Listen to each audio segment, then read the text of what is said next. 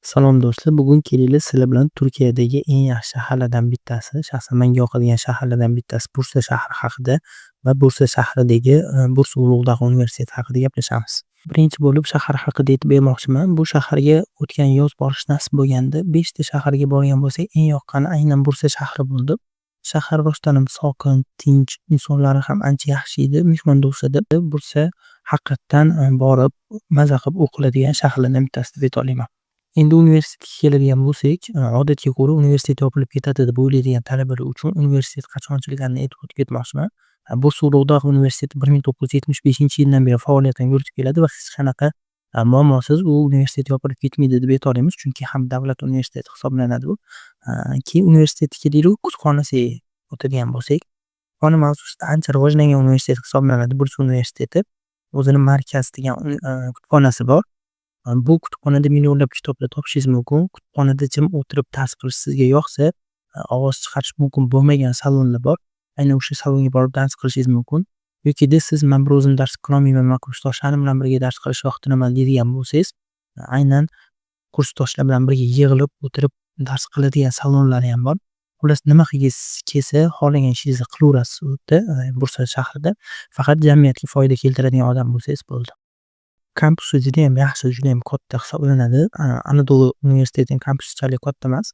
Lekin bu kampusning bitta yomon tomoni bor. Anadolu universitetida bilasizlar, kampusga begona odam kirishi mumkin emas, lekin bu yoqda begona odam bilan kirish mumkin. Ya'ni siz talaba bo'lmasangiz ham kampusga kira olasiz.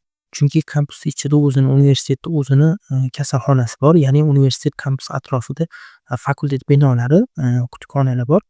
Orasida kasalxona ham bor. Bu yerga faqat talabalar emas, ya'ni boshqa odamlar ham kira oladi. Shu uchun kampusga kirish begonalar uchun ham ruxsat beriladi. Endi kelaylik fakultetlarga.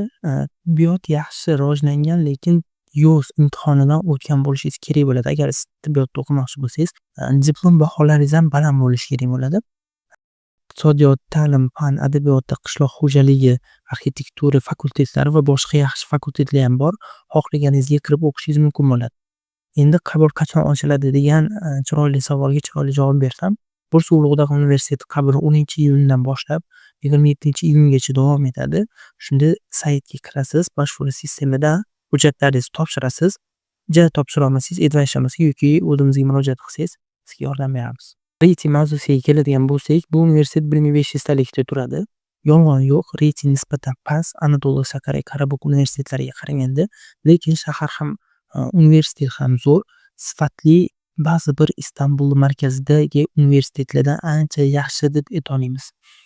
Videoni oxirida kontrakt narxlari haqida aytadigan bo'lsam, o'rtacha narxlar $8000 atrofida chiqadi. Bu video sizlar uchun foydali bo'lgan bo'lsa, juda xursandman. Sizlarga yordam berish va foyda keltirish asosiy vazifamiz bizani.